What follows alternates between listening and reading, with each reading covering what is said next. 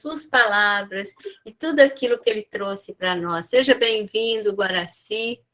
Muita gente já conhece o Guaraci, eu tenho certeza, porque ele fala, nossa, como ele tem se dedicado à doutrina espírita, à divulgação da doutrina espírita, em tantas casas, em tantas reuniões, há quanto tempo na doutrina espírita.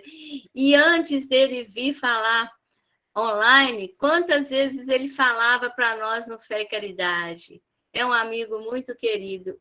Vou deixar a palavra com o Guaraci e ele complementa a apresentação, se achar importante. Seja bem-vindo, Guaraci. Boa noite, Celinha. Boa noite a todos que estão aqui nesse momento, nesse encontro. O Fé e Caridade é um centro que nós amamos há mais de 40 anos. Eu era vizinho do Fé e Caridade e foi muito bom ter participado de alguns momentos lá no Fé e Caridade, com a Cecília, né, com tanta gente boa, Silvânia, carinhosa demais conosco. Então, aqui estamos, né, para um estudo a mais a respeito aí de um tema muito interessante que nós temos que dar atenção para ele, que é a soberania do espírito, né? Então, esse tema, ele nos remonta à época da codificação da doutrina espírita, e as pessoas ali próximas a Allan Kardec tinham muitas dificuldades de entender como é que seria a chegada do Espiritismo numa sociedade extremamente complicada, questões religiosas, filosóficas, a ciência começando a crescer, e isso praticamente ia ser muito contrário à chegada de um novo estudo, que não chegava como uma religião formal, nem como uma seita, nada disso. Chegava como mais uma proposta de estudos, de filosofia, de doutrina, de ciência. Como é que ela se estabeleceria ali, naquele período? É bom a gente considerar que a Europa, no século XIX, ela estava impregnada de professores e alunos que queriam, de alguma maneira, modificar o mundo, com muitas teorias, muitas ideias, e essas ideias às vezes se conflitavam, às vezes eram parelhas, mas tinham grandes filósofos que eram lidos, que eram discutidos nas universidades, né? Então tinha-se já a chegada das universidades, dos alunos, muitos dos alunos de Pestalozzi já faziam parte desse conteúdo de professores das universidades, e cada um empunhando, né, o seu estandarte, a sua ideia, e de repente vai surgir a doutrina espírita. De repente ela vai surgir assim, como uma proposta diferenciada que precisava ser conhecida. Então, a doutrina precisava de chegar, se possível, em todos os lugares para ser lida e apreciada, para ser comentada e entendida. Mas como é que seria colocar a doutrina espírita numa tribuna acadêmica? Por exemplo, lá em Londres, já tinha, né, a Real Sociedade, já tinha os liceus franceses. Então, como é que chegava essa doutrina num lugar desses, se a doutrina, aceitava a comunicação com os espíritos desencarnados? Essa comunicação com os espíritos desencarnados, ela sempre existiu, mas ela vinha com duas propostas muito sérias. Uma chamava-se metapsíquica, ou seja, que seria algo gerado pela psique humana, essas comunicações, né? E a outra chamada místico, que tudo aquilo que foge do nosso natural, que fugia do nosso natural aqui, era místico, ou seja, você não entendia, era um mistério que você não entendia.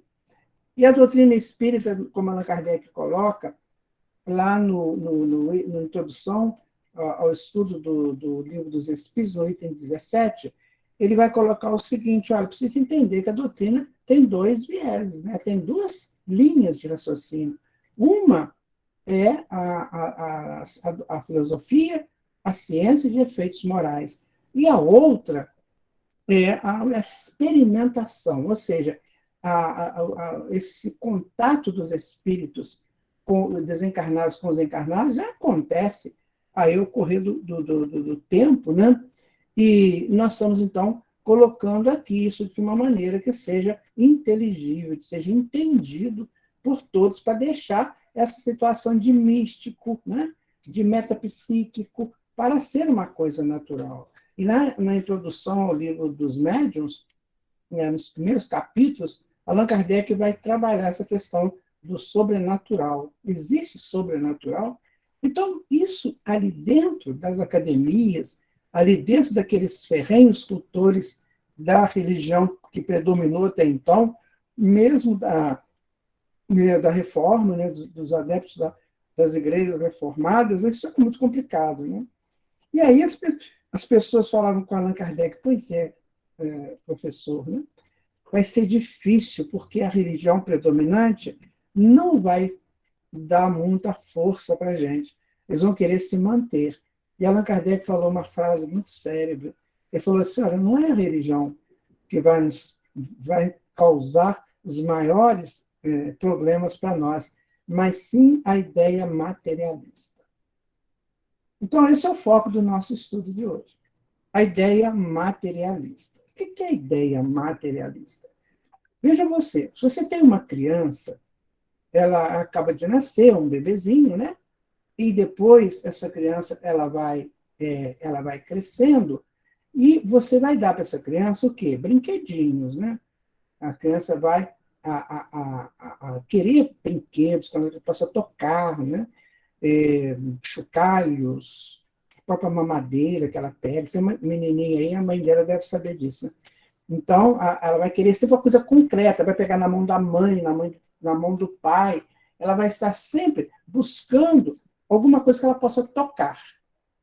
Depois, mais tarde, quando ela já estiver na fase aí de pré-escola, ela vai querer a massinha de moldar, né? Ela vai pegar, vai tocar, e vai assim. Se você falar para a tua filha aí, Michele, assim para ela, menina, você não vai comer isso nem que a vaca tussa. E ela não vai entender nada do que você falou, não vai entender a menor ideia do que é isso. Né? Ela só vai entender isso quando ela estiver com uns 13, 14 anos, talvez ela já entenda que você está dizendo que não é nunca, né? Que isso não vai acontecer nunca. Então, o que acontece? Os espíritos mais infantis, como é o nosso caso, né? Eles precisam do material concreto, sabe? Nós precisamos do quê? Da matéria. Você quer ver qual que é o ápice da matéria? É quando o sujeito compra um carro, né? E ele fica lavando o carro, polindo o carro. Já viram essas pessoas que não deixam de fazer isso? Vai de manhã no sábado, sei lá, quando ele pega aquela mangueira e vai jogar água no carro e vai polir, e vai fazer aquilo para todo mundo ver, né? Geralmente ele faz na rua. Para que aquilo? É para ele mostrar a soberania dele. Não, você veja, eu tenho um carro, eu tenho um valor, eu tenho um veículo que sou meu e tudo. Então, isso é um reflexo do inconsciente dele, porque ele foi acostumado a estar sempre tocando a matéria, sempre. Desde lá, no átomo primitivo, como a gente lê no Livro dos Espíritos, a questão 540, desde aquela época, ele foi aconchegado pela energia da matéria. Por exemplo, uma molécula. Você tem lá uma molécula com 3 átomos diferentes e com quantidades de elétrons diferentes. Na verdade, aquilo ali é um campo energético. Né? Aquela molécula é um campo energético. E esse princípio, ele estava ali, esse princípio espiritual, né? Ele estava ali, aconchegado pela matéria. Mais tarde, ele vai entrar numa coisa mais condensada, que é o vegetal, depois ele vai passar pelas fases dos corpos animais, até chegar no homem. Então, quando ele vai chegar no homem, ele vai usar o quê? A sua razão, né? Que vai adquirir essa razão, ele vai usar isso para distanciar da matéria. Então, é como se eu agradecesse o bercinho que me foi dado, né, enquanto eu era criança, agradecesse as fraldas, a mamadeira, agradecesse aquele material concreto, aqueles objetos transacionais, né, aquele cobertor que eu ficava cheirando aquilo lá de dormir, ursinho de pelúcia. Então, eu vou abandonando isso para chegar na adolescência. E aí, trazendo isso na antropologia espírita, nós podemos dizer o seguinte: a hora que o espírito começa a se libertar da matéria, ele começa a se soltar da matéria. E vai ser muito difícil essa soltura, muito difícil. Por quê? Porque durante bilhões de anos ele esteve envolvido com a matéria. Então, esse é um momento complicado. Por isso que Allan Kardec falou, o materialismo, ou seja, a doutrina da matéria, vai ser muito mais difícil do que a ideia religiosa. Porque a ideia religiosa, ela faz parte de um conjunto chamado crenças e valores. E isso muda, isso é mais fácil de mudar. Né? A religião você muda com mais facilidade. Porque, na verdade, a religião formal, essa religião que nós temos hoje, aqui no mundo ocidental, ela começou mais ou menos no século III, IV, que ela se formaliza, né? Enquanto uma religião. Até então, não se tinha essa religião formal no Ocidente. Tinha manifestações pagãs. Né? Pagão significa homem do campo, pessoa do campo, ou algo que venha do campo. Uma coisa simples, né? Uma coisa bem ainda primária em termos de uma estrutura filosófica, de uma estrutura psicológica. Então, o que acontece? Aí, esse homem só está há 1.700 anos, mais ou menos, aí, ligado à religião. Agora, a matéria não, a matéria só da ameba até o homem da caverna é 1.500.000.000 de anos, segundo André Luiz. Então, você vê, nós estamos ligados à matéria muito mais tempo. Então, é muito difícil libertar da matéria. Né? Por mais que a gente queira, né? Por mais que a gente pense nisso, mas quanto que eu vou ganhar mesmo? Você vai ganhar X, mas outro emprego me dá mais. Só que ele não faz uma análise deste emprego que dá menos com o que dá mais a nível de apreensão do conhecimento. Por exemplo, nesse emprego que me dá menos, eu aprendo muito mais do que naquele que me dá mais. Mas normalmente a pessoa troca, né, porque ela quer mais poder de barganha, mais poder de troca através de moedas. Então, quer dizer, nós estamos ligados terrivelmente à matéria. E aí, de repente, surge a doutrina espírita. Né? A doutrina espírita, ela ainda não está sendo analisada na profundidade dela, porque precisa de um tempo. Nós, espíritas, nós estamos chegando no espiritismo agora. E não é tão fácil para nós entendermos, né, o espiritismo na sua essência. É muito difícil. Quando você pega aqueles 5 fundamentos básicos do espiritismo e acrescentando mais 2, que é a lei de causa e efeito, e Jesus como governador do planeta, como criador de tudo isso, então a gente tem muita dificuldade, né, de apropriar esses novos valores. Por quê? O nosso conteúdo cultural, ele tem matéria e depois ele tem as religiões, né, e os valores que eu dou a partir da matéria e das religiões. Nós não ficamos sem religião, é impossível isso. No nosso inconsciente, os arquétipos da religião falam muito forte. Porque quando a gente não sabia de nada de escrever, de ler, que era bem primitivo, nós ouvíamos. E quando ouvíamos, os xamãs, né, falavam sobre Deus, sobre potências superiores, sobre Deus, a gente guardou isso aí. Então, religião é muito forte dentro de cada um de nós. Então, matéria e religião são as coisas mais fortes que nós temos. E observe que Kardec faz assim, que o doutrina espírita não é uma religião. Então, quando ele fala isso, as pessoas param por aí, não lê o resto que ele diz. Ele falou, doutrina espírita não é uma religião dessa forma como que a religião se apresenta, com celebrações, com ritos, né? Com imagens. Isso nós não somos. Esse tipo de religião, não. Que é a religião externa, né? Aquilo que você pratica fora de você, através de homilias, através de celebrações, liturgias, que são instituições que existem para nos fixar naquilo que está sendo dito. Por exemplo, uma liturgia. A pessoa pega lá um pano, tanto não sei o quê, põe um pano para lá, outro para cá, e a gente está observando aquilo. Enquanto a gente está observando, o padre está falando, digamos, né? Então, a gente está ouvindo o que ele está falando, porque a gente está observando o que ele está fazendo. Então, isso é uma liturgia. né? E aí a gente fica preso ali. Ali você precisa daquele aparato, daquela bengala, né? Para entender o que está acontecendo. E a doutrina espírita, então, Allan Kardec, a doutrina espírita não tem esse tipo de religião. Não busque esse tipo de religião na doutrina espírita, porque nós não vamos fazer isso. Nós não vamos fazer nada de rito, nada de liturgia, nada relacionado às celebrações externas. Agora, se você quer entender doutrina espírita como aquela que trabalha ciência, filosofia, de efeitos morais, aí sim nós somos uma religião. Porque somos uma religião da moral, nós estamos trabalhando moral. E as pessoas, é muito difícil, né?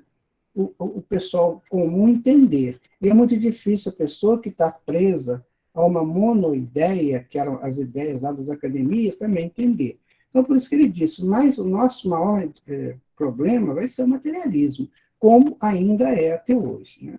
Hoje o materialismo ainda fala muito alto nas sociedades, né? Ainda é muita coisa ligada ao materialismo. Então, o que acontece? Para o espírito se soltar disso, para que ele possa fazer essa transferência da matéria, né? Do seu conjunto de crenças e valores, que provavelmente já estão vencidos, então ele precisa de ser muito forte.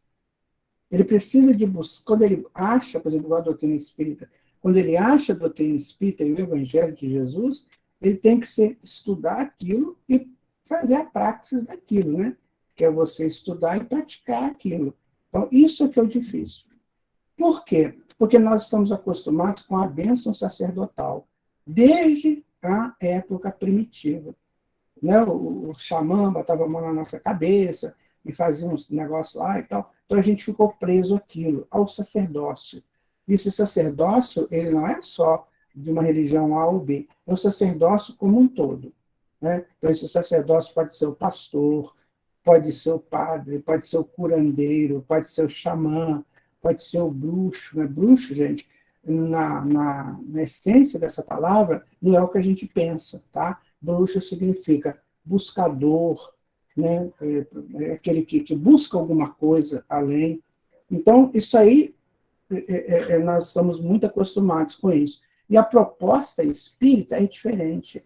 É quando eu agora, vivendo todo esse passado histórico que está arquivado em mim, eu agora vou me deslocar de todo esse projeto que formou a minha cultura pessoal para um projeto de avanços no campo da espiritualidade. Então, vejam vocês, quando a doutrina espírita nos fala sobre o mundo espiritual, e mais à frente nos fala sobre a vida em outros mundos, então isso modifica, assim, soberanamente nossas crenças e valores, se nós assim desejarmos. Ou seja, então eu estou acostumado que eu nasci da minha mãe e do meu pai, vou viver uma vida que eu vou lutar para ser muito feliz nessa vida, né? Aí eu vou colocar os valores que me fazem felicidade sempre no outro, sempre no que está fora de mim. Então, o valor da minha felicidade está em ter um carro, está em ter uma casa, está em ter muitas roupas legais, está em ter sapatos, né? Essas coisas todas, e dinheiro para um viver social mais, digamos, um pouco mais de status, né? Que me tragam compensações de uma pessoa com poder aquisitivo, por exemplo. Então, o que acontece? A gente está nesse nível de situação. E aí chega a doutrina espírita e me diz assim, isso que você está buscando é uma ilusão. Nossa, aí pronto, muda completamente. Aí você fica piruto, né? Então, quer dizer que essa coisa que eu vivo é ilusão? É. Porque o mundo real não é este. O mundo real é quando você se liberta dessa ilusão para planos superiores. Existem os planos espirituais, existem colônias, existem instâncias que você nem imagina. Lá, sim, é o plano real. Por quê? Veja, vou dar um exemplo simples. Nós adoramos os nossos braços e as nossas pernas. Né? Assim, nossa, a gente precisa muito deles. Nós, para caminhar, né? Para fazer. Isso para nós é excelente, né? Muito bem. No futuro, eles não vão precisar dele. Então, você imagina você vivendo sem braço e perna? Então, aí começa o problema. Eu vou viver sem braço e perna, sim. Mas eu não vou precisar te caminhar, não, eu vou litar. Você quer ir, você vai. Mas eu não preciso das mãos para fazer, não, somente faz. Você pensa e acontece. Isso é muito difícil, gente. Isso é muito complicado para uma mente que está acostumada com aquelas coisas que nós tínhamos aqui, é o que nós temos aqui, sabe? Aí a pessoa, por exemplo, tem um problema no pé ou na perna, que não possa locomover com mais facilidade, aí a mente dele toda fica presa naquela dificuldade, e ali ele vai esquecer tudo, que ele está lutando para sair. Então, ele vai ficar preso à dor na perna, preso à dor na articulação, preso à dor no braço. Então, ele vai ficar preso a essas coisas que são só auxiliares. Então, ele não vai libertar a mente dele para uma projeção futura. Então, o meu braço está doendo, a minha perna está doendo, tudo bem, mas isso aqui vai acabar mesmo. Um dia desses eu já não vou precisar mais deles. Então, deixe eles doer à vontade, que não é que se cansar de doer, eles param de doer. Mas isso é difícil. Por quê? Porque a dor ela tem a intensidade das nossas fragilidades. Tem pessoas, gente, que tem ferida exposta e não reclamam da dor, porque não somatiza a dor.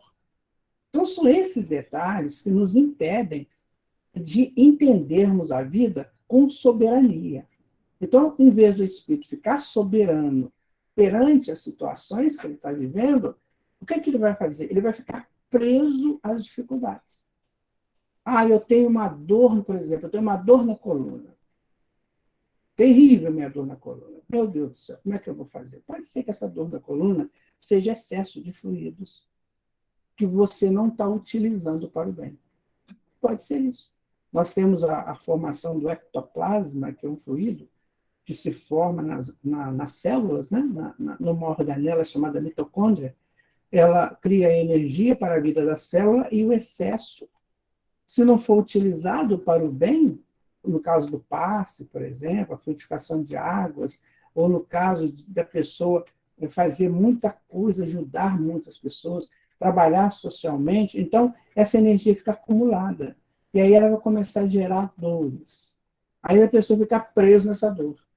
Estou com uma dor muito grande e não sei o quê. Então, uma grande parcela dessas dores, que são aí colocadas, né, como problemas que a gente vai no médico, o médico, você não tem nada. Eu fiz uma chapa aqui, né, eu não estou vendo nada em você, mas está doendo, doutor. Está doendo, mas não estou vendo nada. Aí, para que o médico fique tranquilo na sua concepção, aí ele vai te dar lá uma injeção daquelas bem cavalar, né? Aí você toma aquela injeção e acha que está curando, não está nada. Então, são essas coisas que o Espiritismo traz para nós, para o nosso entendimento. Ou seja, ele modifica a nossa crença e valores dessa parte materialista para a parte espiritual. Então, ele faz a gente deslocar do material para o espiritual. Ocorre, contudo, que porque nós somos ainda muito desconhecedores da potência da mente, que pode fazer tudo, né? Nós somos muito desconhecedores disso, e aí a gente fica preso aos labirintos da mente. Vamos tentar entender o que é uma mente, para a gente poder continuar, né, estudando isso. A mente, o que ela faz? Então, você tem o self, né, que é a centelha divina, que todos somos. Que André Luiz fala, né? André Luiz chama até de eletrão, né? Nós temos a centelha divina, aquela semente divina que somos. Na verdade, nós só somos isso, semente divina, isso que nós somos. E que saiu para evoluir. Deus criou essa semente com a singularidade, ou seja, cada semente é diferente de outra semente, e cada semente tem o seu ponto de convergência com Deus. Então, a semente da Silvana, por exemplo, é totalmente diferente da minha, que é totalmente diferente da Celinha, né, do Pedro, de todos vocês aí. Nós somos sementes. E aí, o Jung, né, e a Joana de Anjos chama isso de self. Self vem de subjects, que é de sujeito, né, pessoa, né? E aí, o que ocorre? À medida que essa semente vai evoluindo, ela pulsa o tempo todo. A semente faz igual o coração, né? Ela pulsa o tempo todo. Se você der liberdade para ela pulsar, ela vai pulsando e vai aumentando o potencial dela. Se você botar um empecilho aqui, por exemplo, eu sou uma pessoa muito, muito egoísta. Aí você colocou um empecilho no pulsar dela, ela chuta o teu empecilho para frente, que vem em termos de enfermidades, de dores, né? Então ela vai empurrando. Bom, então, tudo o que pulsa cria um campo eletromagnético, certo? Se você, por exemplo, pegar um fio desse de alta tensão e botar a mão perto do fio, você sente um choque horroroso, né? Porque é o campo eletromagnético que está girando no fio. Então, toda energia em movimento, né, ela vai gerando o campo dela. Então, o pulsar do self, o que acontece? Ele também cria o campo. Ele vai criar o campo dele, né? E esse campo terá a influência ou do self, expandido ou não, ou daquilo que eu me proponho a realizar. Então, eu sou uma pessoa do bem, por exemplo. Então, esse campo eletromagnético está sempre ligado a propostas do bem. Então, ele sempre me indica o bem. Aquela pessoa que levanta de manhã e está pensando, o que eu posso fazer hoje para ajudar? Porque, de repente, bate a campainha, alguém pedindo uma ajuda, você vai lá e ajuda. Você faz isso naturalmente. Por quê? Porque esse campo eletromagnético, que é da centelha que você é, ele está totalmente ligado às frequências dele, são superiores, né? Estão ligados ao bem. Mas se a pessoa não é? Se a pessoa tem uma proposta diferente, eu não perdoo, eu estou ressentido, estou magoado, estou magoada, o que vai acontecer? Esse campo eletromagnético vai receber essa influência também. Entendeu o que é o campo? Então, esse campo, ele vai mandar eu fazer as coisas. Tem hora que eu sou superior a ele, eu mando ele fazer, e tem hora que ele me manda, dependendo da intensidade, ele me conduz. Por isso que o bem se torna automático para aquele que faz o bem. Ele não vai mais medir se eu vou ganhar alguma coisa, nada, ele faz automático, bem automático. E aí, o mal também. O mal é automático. Quando a pessoa é do mal, ele faz o mal com naturalidade, porque ele é dominado por esse campo. O nome desse campo a gente chama de mente. Isso é mente. Entenderam? Então, quer dizer, eu coloco lá na minha mente aquilo que eu quiser. Então, eu tenho aqui o self que sou, e aqui eu tenho o campo. Esse campo, eu crio nesse campo aquilo que eu desejo, aquilo que está nas minhas validades de crenças e valores. Né? Ali eu crio o meu campo. Então, você olha para uma pessoa, você vê aquela pessoa densa, pesada, né? O campo dela está pesado. Você vê uma pessoa, por exemplo, um psicopata, né? Ele é tão dominado negativamente pelo campo que ele não tem emoção daquilo que ele faz. As emoções estão retidas. Então, ele chega lá, ele faz uma coisa que prejudica a pessoa, né? Tranquilamente, para ele, que ele é normal. Ele não tem aquela emoção de que eu estou prejudicando alguém. Ele não sente essa emoção. Então, esses detalhes, que muitas vezes a gente passa batido por eles, é que nos perturba o entendimento da realeza da vida para adquirirmos a soberania. Então, a soberania é adquirida quando? Quando eu domino esse campo. Entendeu? Eu domino esse campo. Então, eu vou falar assim, não, você não vai me dominar. Existe uma coisa interessante, é o seguinte, vamos supor que um espírito, ele gosta muito de ser guerreiro, né? Ele gosta muito de matar, ele é um bandido ou uma bandida que adora fazer isso, e vai fazendo, e vai fazendo, e vai fazendo, e cada vez mais ele vai criando formas de fazer melhor. Né? Tudo que a gente faz, que a gente gosta, a gente cria sempre situações para fazer melhor. Então ele vai criar uma efígie. O que é uma efígie? Uma efígie é como se ele criasse um outro ser dentro dele. Esse outro ser tem estrutura mental, esse outro ser tem estrutura de ações, porque se ele usa muita mão, tem umas mãos de garras, assim. Então, isso se chama efígie. E quando ele chega ao ponto de criar uma efígie dentro dele, aí ele vai ter que parar, às vezes a vida, né, tira dele toda a propriedade dele de ação. Sabe um exemplo? É quando o espírito vira um ovoide. Já ouvi falar no ovoide, né? Ele vira um ovoide. O que é um ovoide? É a mente. É a mente como se fosse um ovo. Ela não sai daquilo. Para quê? Porque se sair, ele vai fazer a coisa errada. Então, esses são recursos da lei da vida para nos ajudar. Então, o que é importante para nós? Isso tudo existe? Existe. Né? Existe. Por exemplo, a gente ouve falar muito em monstro, né? Essa palavra é complicada, né?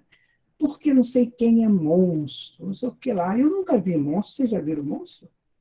Eu nunca vi. Ó, que eu já pesquisei na internet monstro. Você não acha, sabe?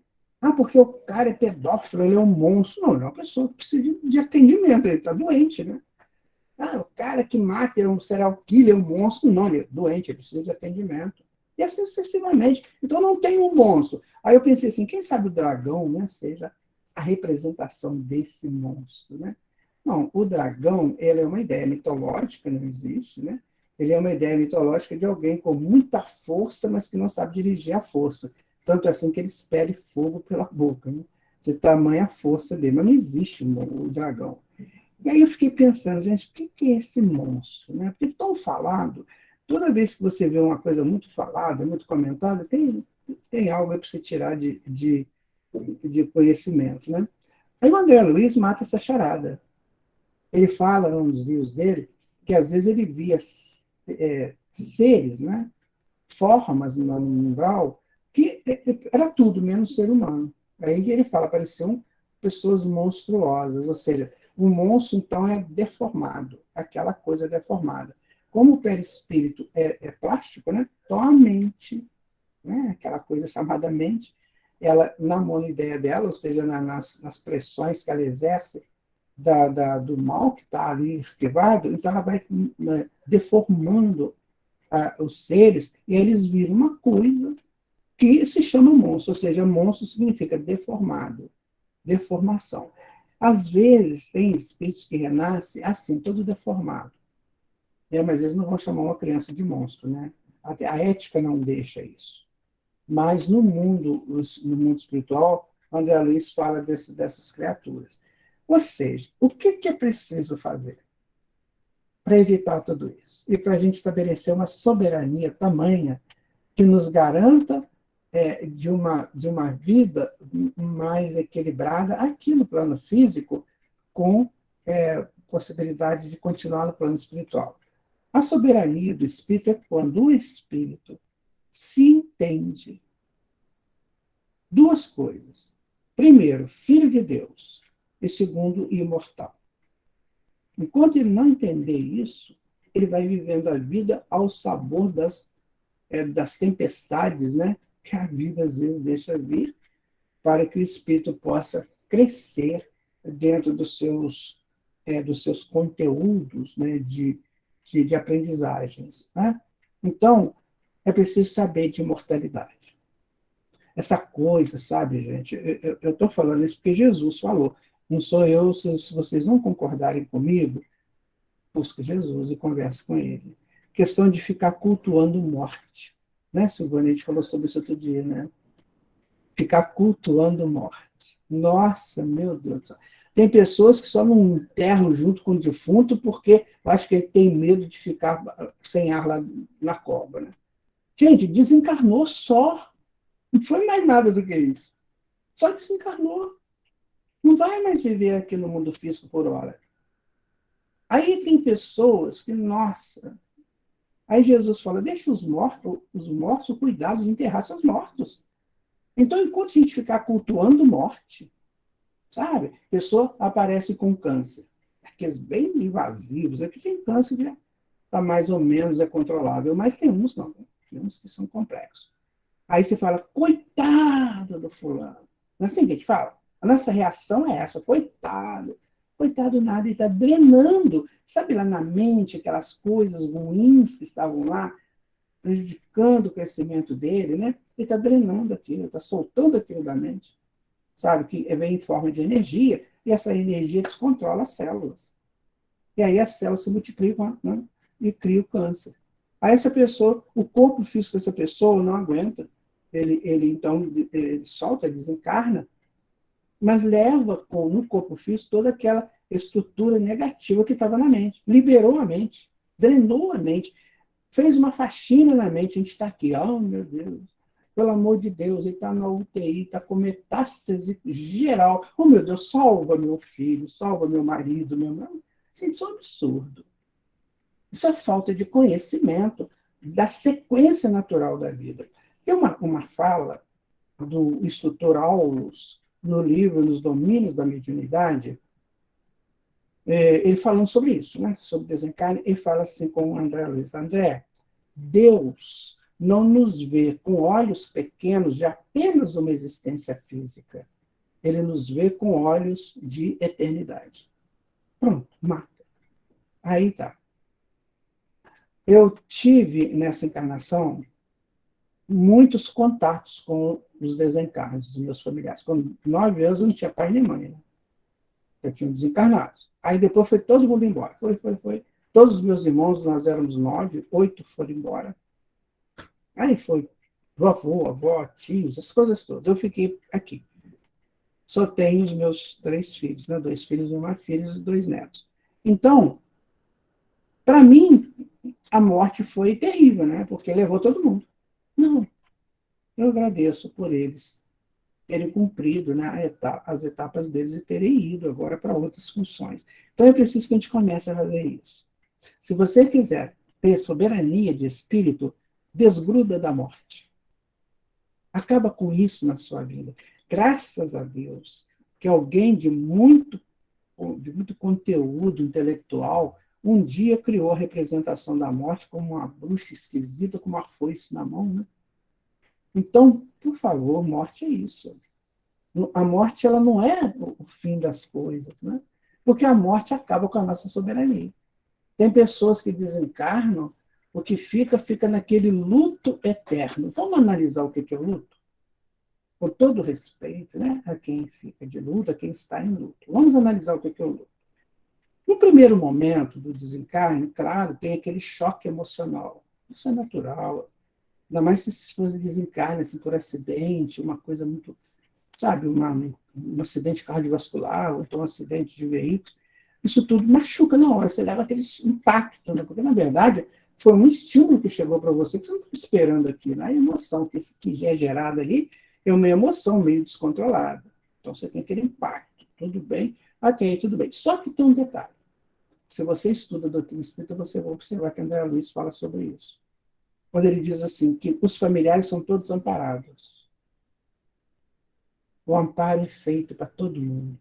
Tem um caso, por exemplo, de um desencarne que está no Obreiros da Vida Eterna, que a pessoa começou a querer entrar em um estado lá de desespero, o Espírito falou para ele assim, não seja você mais um que nós teremos que atender. Nossa, isso foi forte para mim. Então, num processo desse, né, não seja você mais um que nós teremos que atender. Era um sábado de manhã, o telefone tocou, eu atendi, a pessoa falou comigo assim, seu irmão teve um acidente de carro essa noite e ele desencarnou. Ele não falou desencarnou, falou morreu. E esse meu irmão era muito conhecido aqui na cidade de Juiz de Fora, muito conhecido, ele era tabelião, né? E aí foi aquele rebu todo. Na hora que eu ouvi aquilo, eu parei tudo e falei, né, não seja você mais um que nós teremos que atender. Que veio na minha cabeça na hora. E aí o que acontece? O dia inteiro e até o dia seguinte, que foi o sepultamento, eu consolei pessoas que eu nem imaginei que existiam. As pessoas me ligavam, você é irmão dele? Por que essa calma? Não estou te entendendo, isso é frieza de coração? Eu falei, não, isso é conscientização. Chegou o momento dele, o que eu vou fazer?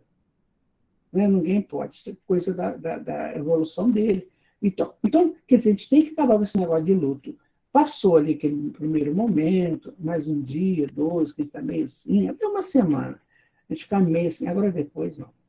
O luto tem alguns bônus, né, para quem fica nele.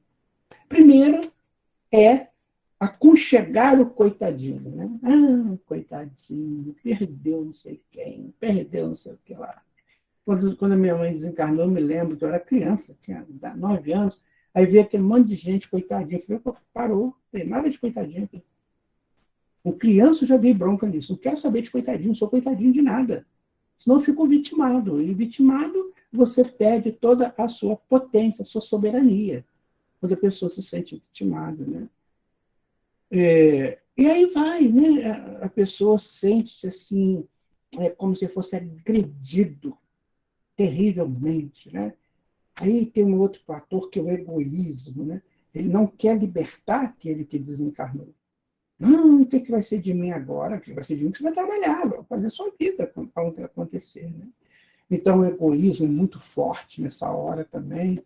E, sabe, outras situações que ocorrem no luto, que é muito de cada um, que não vão construir nada, absolutamente nada. Por isso que Jesus falou, deixe os mortos cuidar de enterrar seus mortos, mas que você não se enterre com eles. E Jesus fala uma outra frase também, que é muito mal entendida, né? Aquele que não odiar seu pai, sua mãe, seu irmão, sua irmã, né, não é digno do reino de Deus. Aí você fala, meu Deus, eu tenho que odiar essa galera? Não, você não tem que odiar, porque a palavra odiar em aramaico é desapegar. Então você tem que desapegar das pessoas que você diz que ama, porque na verdade você não está amando. Você está num processo egóico, porque o amor liberta. O amor é uma frequência tão grande que ele não deixa a gente ficar preso a nada. Ele nos liberta o tempo todo. Sabe? Então, este é o amor. Então, o que é necessário fazermos? Essas duas coisas básicas. Reconhecer que eu sou filho de Deus. Nós somos filhos de Deus. Gente, não tem esse negócio que eu nasci de papai e de mamãe, não. Isso não tem. A própria ciência hoje já diz isso. Não é possível nascer do pai e da mãe. Né? Você tem a ajuda genética para formar um corpo físico do pai e da mãe. Só ajuda genética. Agora, a estrutura espiritual, a gente traz quando nasce, ou quando renasce, dos nossos passados. Né?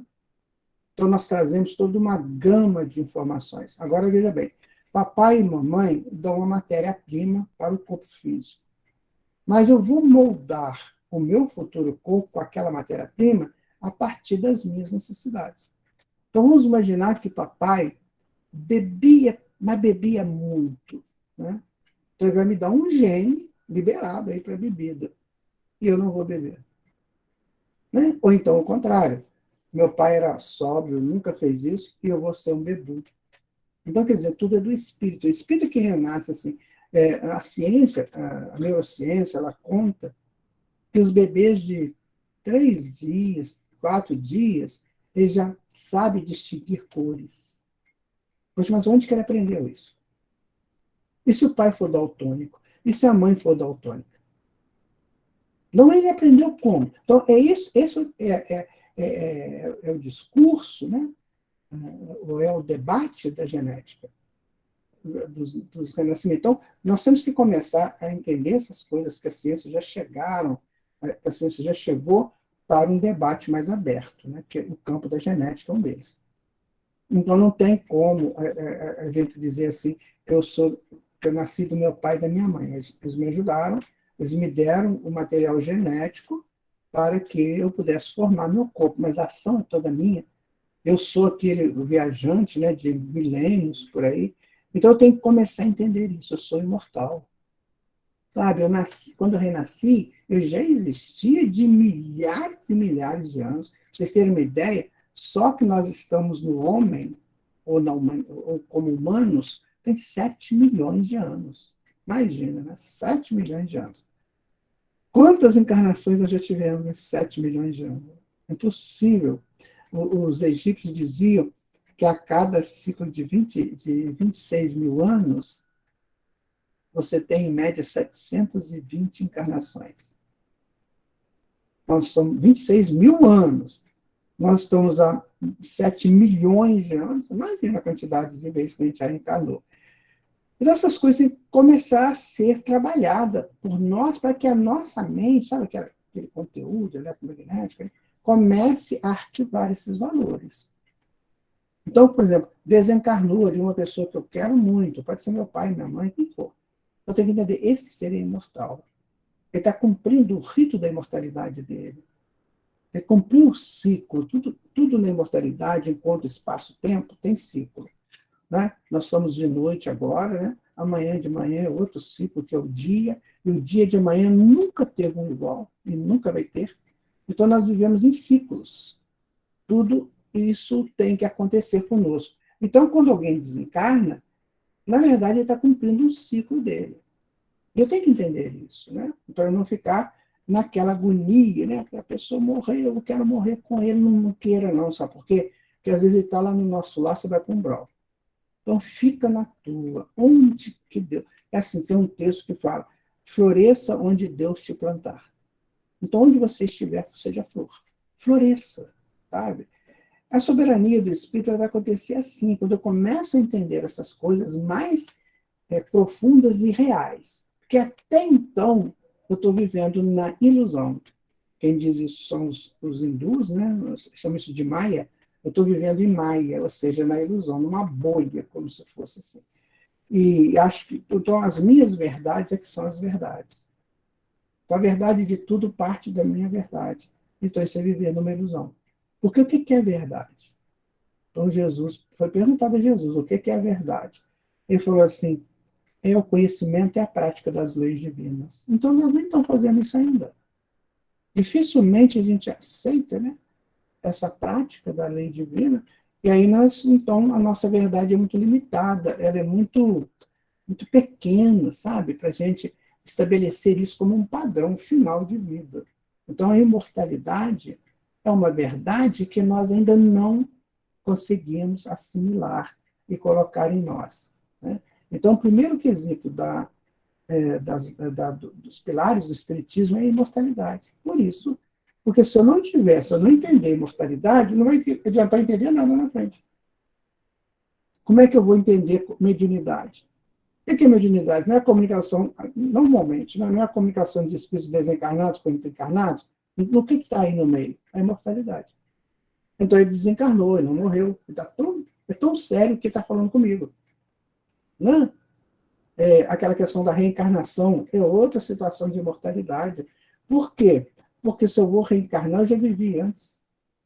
Né? A questão da pluralidade dos mundos habitados, eu só vou conseguir nesses mundos se eu for imortal. Deus, para eu chegar a Deus, crescer para Deus, só se eu for imortal. Está vendo como é que é? Que é um desdobramento da imortalidade? E a gente não para refletir. Aí a gente fica, né, naquela coisa, né, naquele sofrimento, naquela angústia, naquele processo de autodestruição.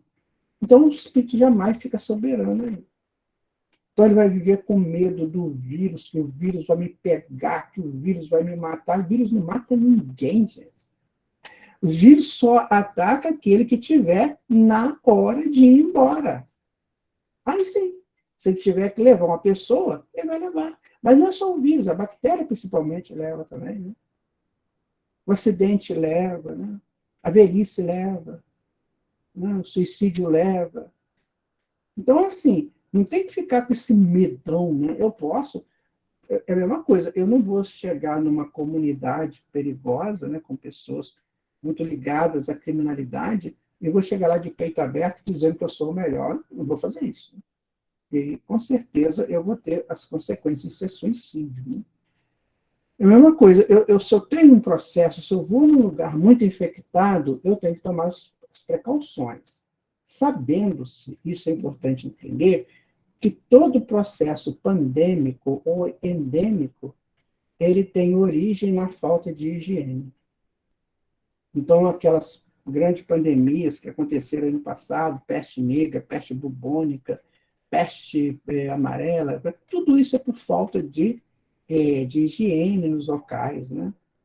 Antigamente não tinha esgoto tratado, né? Era tudo a céu aberto, e aqueles micro-organismos todos ali proliferando, e aí causavam, né, doenças muito perigosas.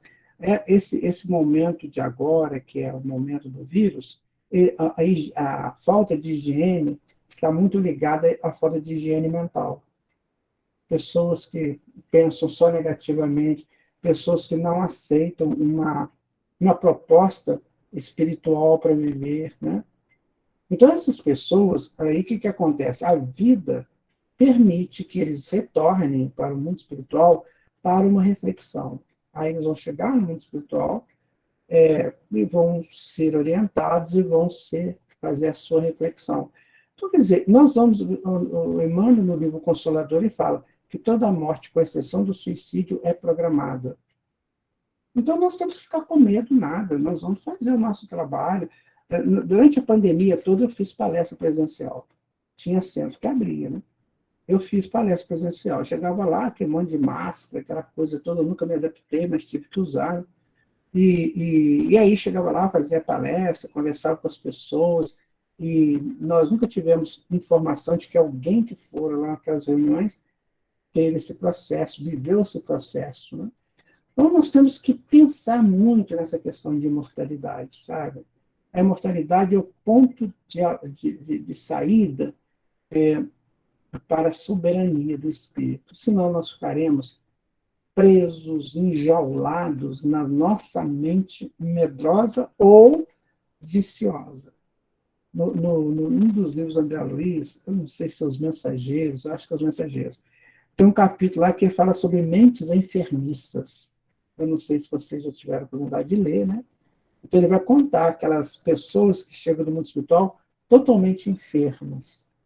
Muitas vezes pelo sexo, né? Enfermos pelo sexo. Sexo é uma potência que nós temos, né? Tanto é potência que ele foi criado por Deus. Então, a gente tem que saber lidar com isso. Senão, se a pessoa não tiver um controle, não tiver uma proposta nobre, né, de utilização do sexo, que tem que ser com nobreza, com dignidade, né, com lar constituído, com projeto de família, uma coisa assim. Se não tiver isso, ele vai fazer isso por aventura, né? Ah, porque eu estou namorando, aí eu vou sair com a minha namorada, meu namorado. Isso aí é perigoso demais. Nossa, por quê? Porque você está trocando energias. Vai que essa bendita pessoa, que você sai com ela, está com a depressão, por exemplo. Ela pode te passar essa energia da depressão. Né? Pode passar uma energia aí que pode prejudicar, ela pode ativar alguma coisa em você que estava reservado, resguardado. Então, por isso que o Alexandre fala. O Alexandre, lá do livro Missionários da Luz, ele fala que o sexo tem que ser uma troca de qualidades nobres. Quando não é assim, melhor ficar na sua, né, aguardar um momento. Por quê? Isso pode complicar a nossa vida futura, nos tornar enfermos mentais e chegar no mundo espiritual completamente adoecidos, completamente fora daquilo que seria bom para nós. Quando o André Luiz fala, né, dos completistas, você já deve ter ouvido isso, né, são aqueles que cumprem, né, toda a programação que foi dada a ele, cumpre, arrisca tudo aquilo que a vida ofereceu e ele fez ou ela faz, né? Ele chega lá como um completista, ou seja, aquele que usou o tempo de reencarnação para exatamente criar situações favoráveis para ele vencer etapas que precisava de vencer. Então, isso é o completista, que ele falou que é muito raro, né, chegar um completista lá. Então, nós temos que começar a analisar essas coisas e trazer isso para os nossos conteúdos de vida, sabe? É muito bonito a gente ouvir um palestrante daqueles que são aqueles, né, que encantadores, né? Muito bom. Tem gente que gosta, eu, pelo menos, prefiro mais o estudo, né? Mas, assim, tem pessoas que amam esses palestrantes, né, essas palestrantes. Muito bem, ótimo. Então, que eu faça aquilo, entendeu? Que eu faça aquilo que está sendo dito. Porque, senão, não vai adiantar nada. Teve um caso de um sujeito que ele era, acho que pedreiro, né? Uma pessoa muito simples, né? Porque o pedreiro antigamente não era valorizado como é hoje. Isso é um fato real, é contado pelo Humberto Campos. Aí que esse pedreiro, toda sexta-feira, ele ia ao centro espírita, né, para assistir a palestra lá. E ele era muito simples, ele chegava lá com aquelas roupas bem simplesinhas, né? Limpinho, tudo, mas muito simples. Ele sentava lá atrás para não chamar a atenção de ninguém. E ele adorava muito um determinado expositor que encantava todo mundo. E ele ficava ali ouvindo aquele negócio. Ele passou muito tempo ele ali. Um dia, eles os dois desencarnam. Então, os dois desencarnam, ele vai primeiro, passado um tempo, lá vai o expositor. O expositor estava tendo muita dificuldade lá no mundo espiritual. Muita dificuldade. Ele estava assim, enrolado lá, com, não sei que local, se no umbral ou não, mas ele estava com muita dificuldade. E num belo dia ele encontra com esse pedreiro. Ele reconhece o pedreiro. Ah, mas você é aquele que ficava sentado lá na última fila, né? É, sou sim, mas você tirou essa luz da onde? O pedreiro estava todo iluminado e tal. Aí o pedreiro saiu. Eu fazia aquilo que você falava para fazer. Aí o expositor falou assim, e eu não fazia. Então, isso está no livro do Humberto Campos. Né?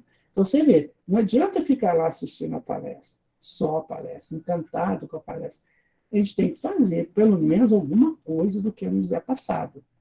Sabe?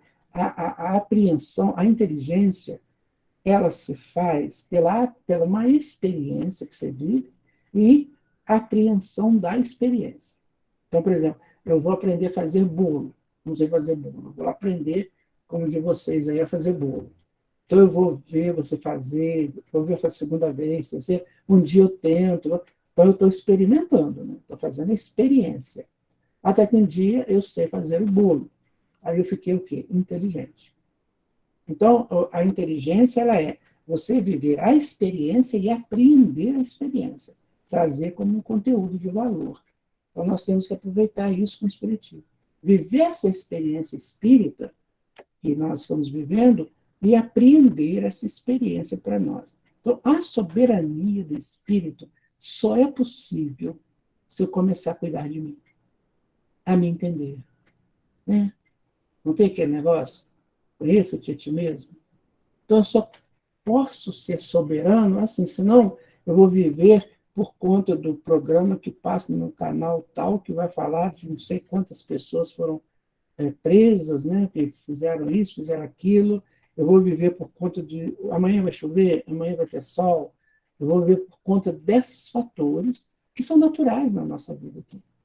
Então, eu só vou conseguir essa soberania se isso tudo que acontecer lá fora de mim for natural. Eu vou querer saber lá se a pessoa matou, se a pessoa deixou de matar, se assaltou, deixou. Isso é problema meu, sabe? Eu não tem que ficar ligado a esse tipo de coisa, ligar a filmes que realmente sejam educativos, sejam bons, né? E assim eu vou começando a gostar de mim, a me proteger.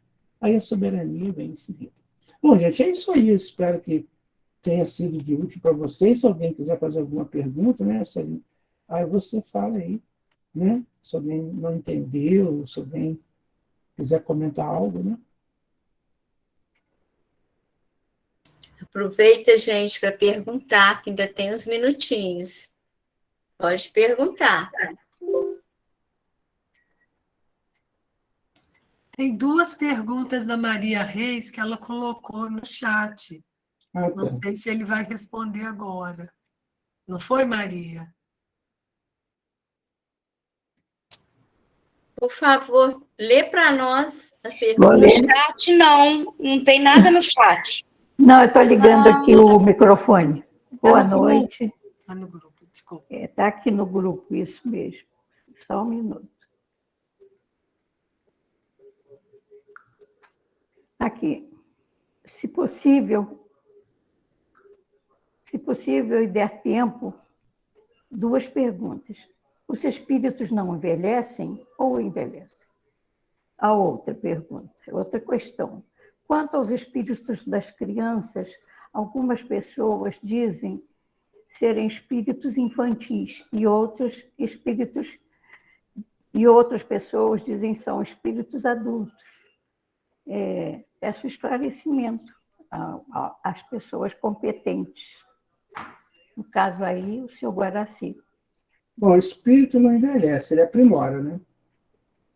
Ele adquire potencialidades, ele aprimora, ele nunca envelhece.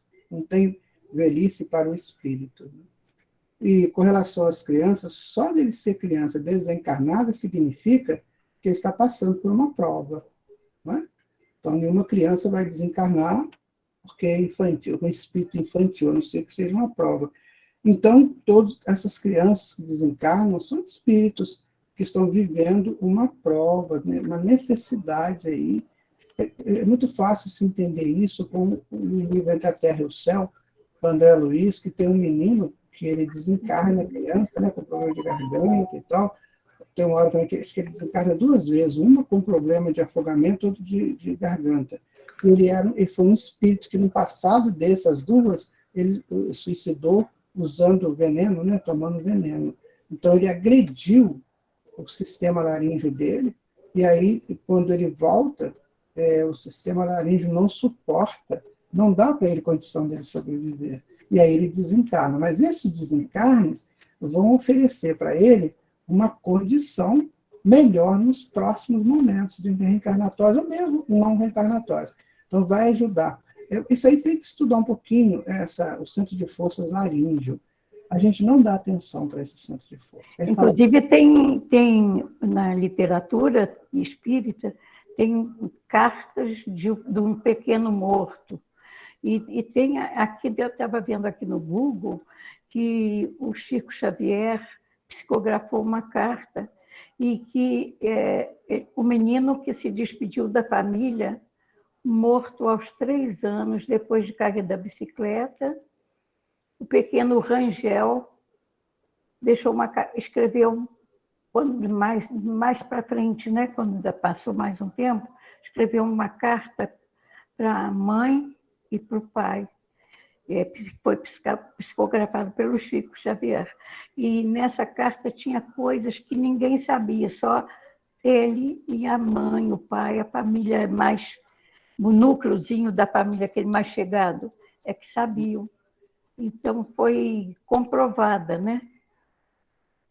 Foi ele mesmo que escreveu. Inclusive, estava sendo auxiliado pelo avô.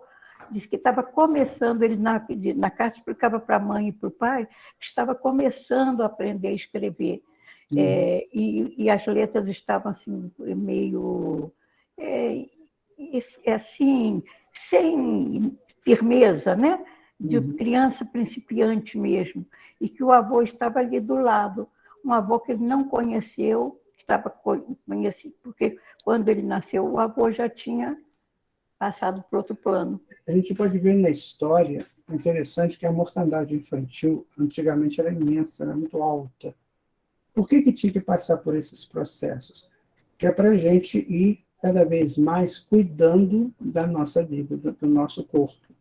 Então, à medida que a gente foi desencarnando, reencarnando, desencarnando, reencarnando, a gente foi vivendo esses choques, né? E esses choques nos alertaram para que a gente pudesse ter mais, dar valor à vida, cuidar mais da vida. Gente, eu vou dizer para vocês, olha, nós só estamos no A, do beabá, nós só estamos no A ou no B.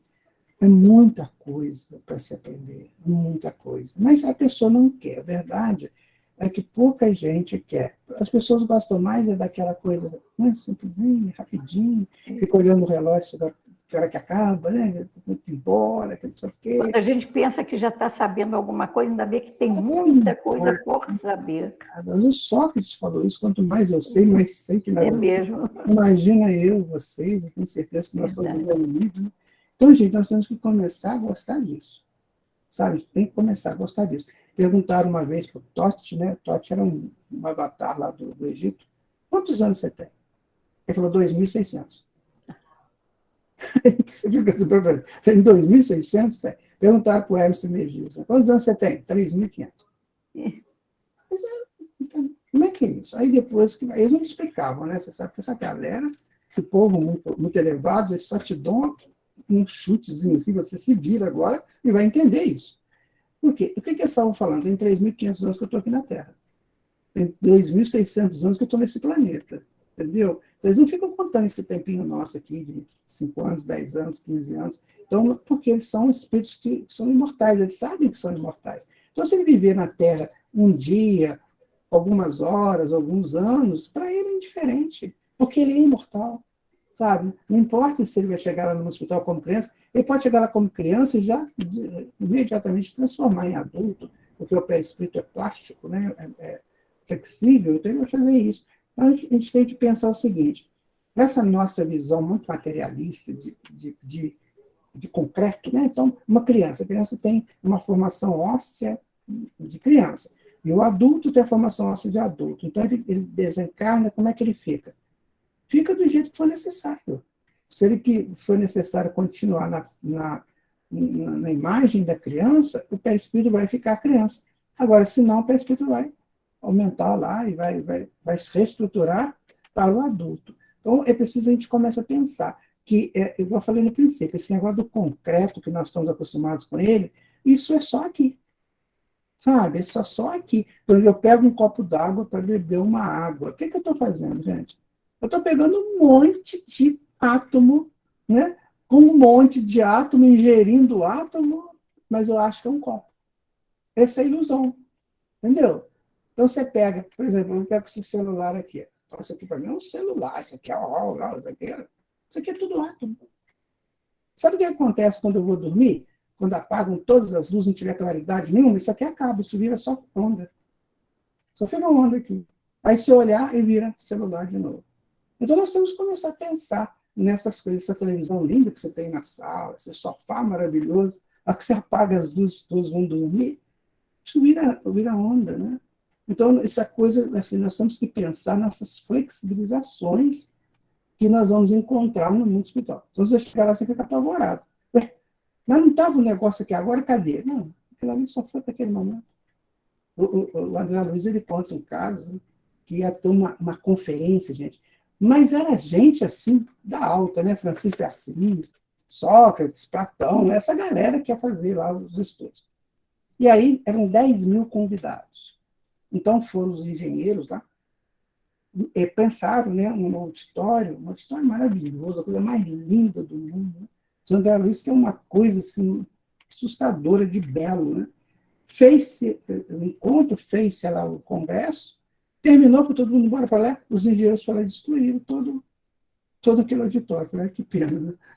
Aqui a gente conserva e tem que dar manutenção, né? Porque senão vai deteriorar. Não, eles desfazem com a mesma facilidade. Então é isso que nós temos que começar a pensar. Porque o pré-espírito é flexível, porque o mundo espiritual não tem essa rigidez, né, da matéria. Então, nós temos que analisar isso. E, Cecília? É como cenário, né? É como um cenário. Eu fiz teatro, né, praticamente a vida toda. Ai, meu Deus, era tão bonito a gente ir para lá no Teatro Central, quantas apresentações que eu fiz lá. Então, a gente ia para lá cedo, montava aquele cenário lindo, maravilhoso, as coisas, eu gostava muito de pano, né? Estava pano aquele negócio. Acabava o espetáculo, a gente estava lá tirando. Que pena que era, Cecília. Você não tem noção, Marcelinha. Você não tem noção que pena que era desmontar um cenário. Mas tinha que desmontar. Porque ainda estava preso naquela matéria ali, né? Concreta. E é isso aí. Né? Gente, nós somos espíritos livres. Enquanto a gente não pensar assim, não viver assim, a gente vai chorar os mortos e é aquilo que acabou.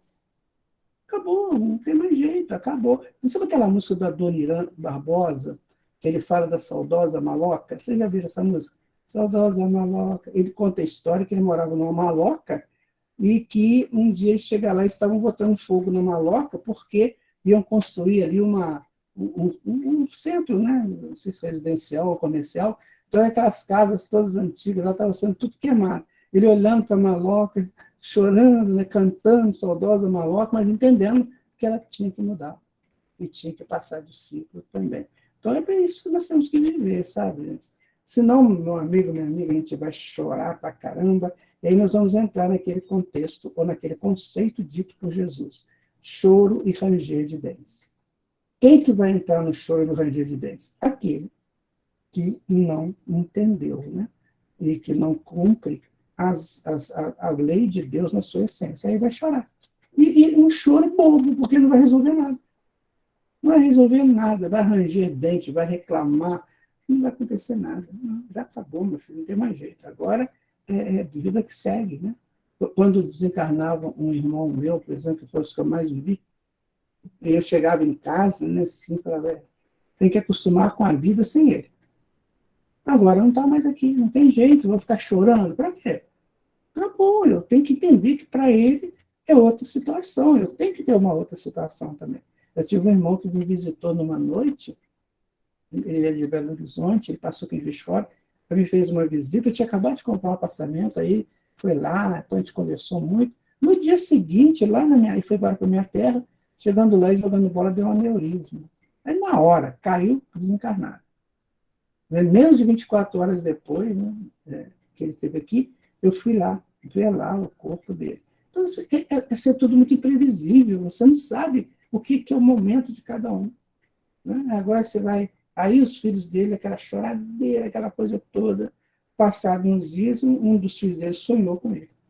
Sonhou que estava andando assim lá numa das ruas da minha terra, e aí estava eu e ele. Aí ele gritou para mim assim, o meu sobrinho, olha, pai, ali o pai, olha o pai que está ali, não morreu não, ele está aqui, olha.